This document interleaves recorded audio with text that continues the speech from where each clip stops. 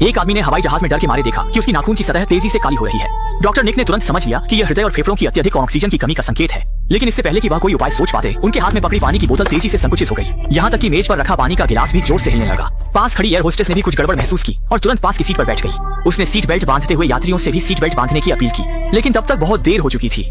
अगले ही पल विमान एक अत्यधिक शक्तिशाली वायुरोध का सामना करता है और गिलास में रखा पानी अनियंत्रित होकर बाहर निकल जाता है। जो यात्री अभी सीट बेल्ट नहीं लगा पाए थे, वे सीधे तेज हवा के झोंके में उड़कर ऊपर चले गए और पूरा विमान जोरदार तरीके से हिलने लगा। सामान रखने की जगह से बैग गिरने लगते हैं और यह दृश्य देखकर यात्री स्तब्ध रह जाते हैं। वे केवल सीट के हैंडल को कसकर पकड़ सकते हैं और मन ही मन प्रार्थना कर सकते हैं कि सब कुछ ठीक हो जाए। थोड़ी ही देर में केबिन का दबाव सीमा तक पहुंच जाता है।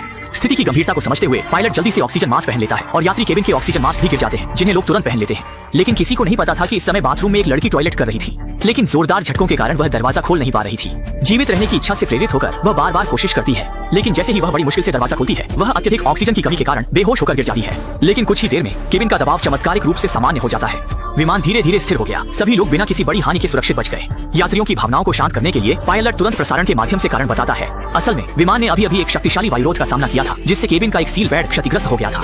इसलिए उच्च ऊंचाई पर दबाव की आपात स्थिति उत्पन्न हुई थी। लेकिन क्रू ने पहले ही आपातकालीन उपाय कर लिए थे और अब विमान की ऊंचाई कम की जाएगी ताकि यात्री अधिक चिंता न करें। पायलट के प्रसारण को सुनने के बाद सभी की चिंता कम हो जाती है। इस समय एयर होस्टेस ने बाथरूम में बेहोश पड़ी लड़की को देखा और डर के मारे उसे तुरंत ऑक्सीजन मास्क पहनाया। अच्छी बात यह थी कि लड़की का ऑक्सीजन की कमी का समय ज्यादा नहीं था और लगातार ऑक्सीजन लेने के बाद वह सुरक्षित रूप से होश में आ गई। सबको लगा था कि यह आपदा यहीं समाप्त हो जाएगी। किसी को अंदाजा नहीं था कि अजीब घटनाएं यहीं से शुरू होंगी। सबसे पहले यह सूट पहने आदमी है जो अचानक तेजी से सांस लेने लगता है। डर के मारे एयर होस्टेस तुरंत प्रसारण के माध्यम से पूछती है कि क्या विमान में कोई चिकित्सा कर्मी है और फिर तुरंत प्राथमिक चिकित्सा किट लेकर सूट पहने आदमी के पास पहुंचती है। लेकिन स्थिति उम्मीद से ज्यादा गंभीर होती है। सूट पहने आदमी अचानक अपना हाथ मुंह में डालता है और अगले ही पल काले खून की उल्टी करता है। इस समय डॉक्टर एंटोन मदद के लिए आगे आते हैं और प्रसारण सुनकर निक भी वहां पहुंच जाते हैं। अभी दोनों यह पता भी नहीं लगा पाए थे कि बीमारी क्या है। तभी सूट पहना आदमी जैसे किसी दुष्ट आत्मा के वश में आकर जोर जोर से झटके खाने लगा। लेकिन थोड़ी देर बाद वह अचानक शांत हो जाता है। इस मौके का फायदा उठाकर सभी उसे रसोई क्षेत्र में ले जाते हैं और निक तुरंत प्राथमिक चिकित्सा शुरू करते हैं। पास में खड़े एंटोन कृत्रिम श्वास देते हैं, लेकिन दुर्भाग्य से सूट पहने आदमी की अंततः मृत्यु हो जाती है। निक और एंटोन भी उसे बचाने में असमर्थ होते हैं। एयर होस्टेस को यह घटना पायलट को रिपोर्ट करनी पड़ती है। पायलट तुरंत इस घटना की जानकारी ग्राउंड टावर को देता है ताकि मुख्यालय मृत यात्री की जानकारी की पुष्टि कर सके। चूंकि विमान में एक व्यक्ति की मृत्यु हो गई थी, यात्रियों में घबराहट न हो, इसलिए क्रू को दूसरे स्तर के यात्रियों को पहले स्तर की खाली सीटों पर स्थानांतरित करना पड़ा और शव को अस्थायी रूप से खाली दूसरे स्तर पर रखा गया। इस समय एंटोन की पत्नी चिंतित हो जाती है और अपने पति को सूट पहने आदमी को कृत्रिम श्वास देने के लिए फटकारती है। अगर उस व्यक्ति के शरीर में कोई वायरस हो तो क्या होगा? लेकिन पास बैठी अजीब महिला की राय अलग होती है। वह मानती है कि मृत्यु में कुछ भी बुरा नहीं है और यहाँ तक कि जब शव उसके पास से गुजरता है तो वह जानबूझकर सूट पहने आदमी के हाथ को छूती है और मृत्यु के इस अनुभव का आनंद लेती है। जल्द ही क्रू के सदस्य शव को दूसरे स्तर के बिजनेस क्लास में स्थानांतरित कर देते हैं और उसे सीट पर सुरक्षित रूप से बांध देते हैं। चूंकि एयर होस्टेस भी पहली बार इस तरह की घटना का सामना कर रही थी, वे डर के मारे एक पल के लिए भी नहीं रुकी। वे तेजी से दूसरी मंजिल से बाहर निकल गई। हालांकि उनके जाते ही एक लंबी बालों वाला व्यक्ति चुपके से ऊपर आ गया। असल में जब क्रू मेंबर्स ने शव को उठाया तो उसने अचानक देखा कि सूट पहने आदमी के हाथ में एक कीमती सोने की घड़ी थी। लालच में आकर उसने सोने की घड़ी चुराने का फैसला किया, लेकिन जब उसने बड़ी मुश्किल से घड़ी उतारी तो वह तुरंत वहां से नहीं गया।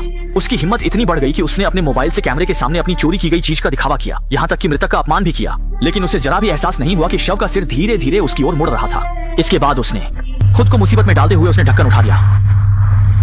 अगले ही पल शव अजीब तरीके से खड़ा हो गया। इसने लंबी बालों वाले व्यक्ति को इतना डरा दिया कि वह चीख पड़ा। इसी समय एंटोन की पत्नी ने भी अजीब घटना देखी। उबाऊ पल में वह अपनी शादी की तस्वीरें देख रहा था और अगले ही क्षण ये देखकर वह अचानक पीछे मुड़ा, लेकिन वहां कुछ भी नहीं था और कॉकपिट की तरफ सिग्नल भी अजीब तरीके से कमजोर हो रहा था और टावर से संपर्क नहीं हो पा रहा था। कप्तान को एक अनहोनी की आशंका हो रही थी और इस तरफ निक भी अजीब घटना का सामना कर रहा था। सीट के सामने वाली स्क्रीन पर अचानक से दृश्य बदल गया और उसमें इसी विमान के पंख का दृश्य दिख रहा था। उसे स्पष्ट रूप से दिखा कि वहाँ एक मानव जैसी आकृति उसे एक तक घूर रही थी। निक के प्रतिक्रिया देने से पहले ही उसकी पत्नी ने उसे रोक दिया। ठीक है, हाँ, लेकिन जब उसने फिर से देखा तो स्क्रीन अचानक से सामान्य हो गई और इस तरफ एयर होस्टेस ने भी एक अजीब दृश्य देखा। उसने देखा कि बाहर एक लड़ाकू विमान उनके साथ साथ उड़ रहा था। अपने कई वर्षों के अनुभव में उसने ऐसा कभी नहीं देखा था। इस समय एक सहकर्मी ने भी अजीब बात बताई कि एक यात्री काफी समय से गायब है और यह यात्री वही था जिसने पहले घड़ी चुराई थी। अनजान एयर होस्टेस ने पास के यात्री से पूछा, माफ कीजिए, क्या आप जानते हैं कि वहां बैठा यात्री कहाँ है?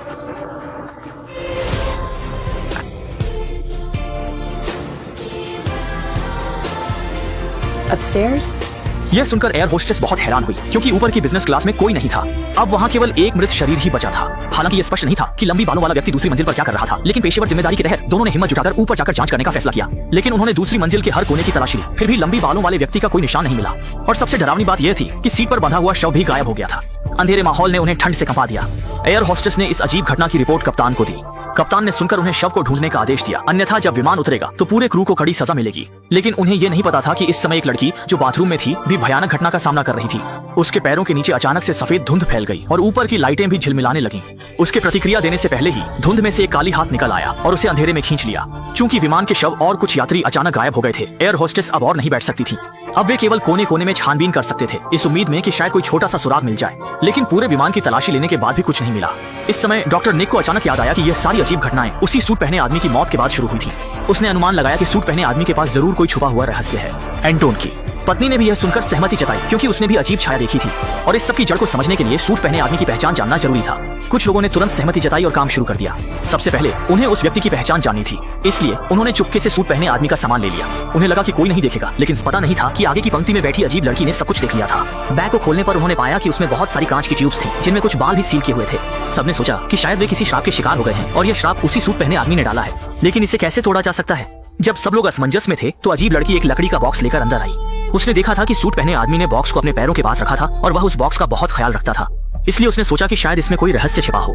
लेकिन जब वे जबरदस्ती ताला खोलने की कोशिश कर रहे थे तो एयर होस्टेस आकर उन्हें रोक देती है। सबने समझाया कि वे अजीब घटना की जड़ जानना चाहते हैं, लेकिन एयर होस्टेस ने सख्ती से मना कर दिया, यह मानते हुए कि निक और अन्य लोग दूसरों की निजता का उल्लंघन कर रहे हैं और किसी भी हाल में सहमत नहीं हुई। वे अपनी जांच जारी रखते हैं। सबने सुनकर निराशा से वहां से चले गए। अच्छा हुआ कि निकलने से पहले निक ने बॉक्स को चुपके से ले लिया। अजीब घटना के स्रोत को जानने के लिए उसने बॉक्स को जबरदस्ती खोल दिया और उसमें एक अजीब गुड़िया निकली।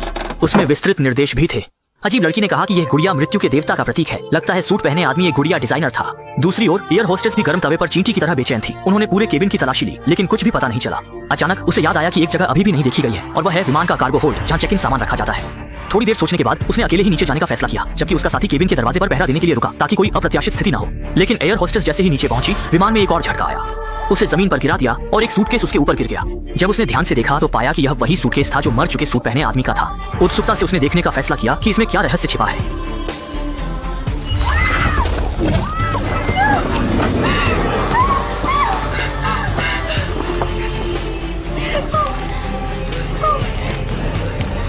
इसी बीच कॉकपिट के पायलट को हल्का सा आभास हुआ कि कोई अंदर आया है, लेकिन जब उसने पीछे मुड़कर देखा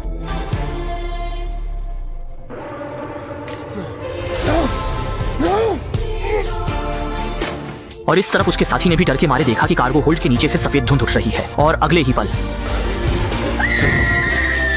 वह लुढ़कते पलटते हुए दूसरी मंजिल पर भागा, लेकिन सफेद धुंध भी उसके पीछे पीछे आ गई। जल्दी ही वह एक बंद रास्ते में फंस गया, लेकिन अनहोनी तरीके से सफेद धुंध अचानक वापस चली गई और आवाज सुनकर निक और बाकी लोग ऊपर देखने आ गए। उन्होंने जो देखा वह उनके लिए जीवन भर के लिए अविस्मरणीय था। एक काली हाथ ने एयर होस्टेस को अंधेरे में खींच लिया। यह दृश्य देखकर सब लोग डर के मारे इधर उधर भाग गए और जल्दी से कॉकपिट में पायलट की मदद मांगने पहुंचे। लेकिन जब वे अंदर गए तो देखा कि दोनों पायलट पहले ही बुरी तरह मारे जा चुके थे। घबराए हुए लोग केवल यात्री केबिन में लौट सकते थे, लेकिन अगले ही पल निक बाथरूम में मरी हुई लड़की से ठोकर खा गया और यात्री केबिन का दृश्य उन्हें और भी चौंका देने वाला लगा, क्योंकि सभी यात्री पहले ही मर चुके थे। और सबसे डरावनी बात यह थी कि उनमें से कुछ लाशें उन्हीं की थीं। वे अपनी आंखों पर विश्वास नहीं कर पा रहे थे। अगर यह दृश्य सच था तो इसका मतलब था कि वे अब भटकती आत्माएं बन चुके हैं। इससे पहले कि वे इस सदमे से उबर पाते, सामने की स्क्रीन पर लाइव न्यूज प्रसारित होने लगी। असल में टोक्यो जा रही 7500 फ्लाइट ने रास्ते में दुर्लभ उच्च ऊंचाई के टर्बुलेंस का सामना किया, जिससे विमान का एक सील पैड क्षतिग्रस्त हो गया और केबिन में दबाव कम हो गया। ऑक्सीजन की कमी के कारण सभी यात्री वहीं मर गए। उस समय मुख्यालय ने भी लड़ाकू विमान भेजे थे ये देखने के लिए। यही कारण है कि एयर होस्टेस खिड़की के बाहर लड़ाकू विमान देख सकती थी और लड़ाकू विमान के दृष्टिकोण से देखने पर 7500 उड़ान के अंदर कोई जीवन के संकेत नहीं थे और इस उड़ान का ईंधन भी समाप्त होने वाला था और जल्द ही यह प्रशांत महासागर में गिरने वाला था। असल में वे पहले ही मर चुके थे।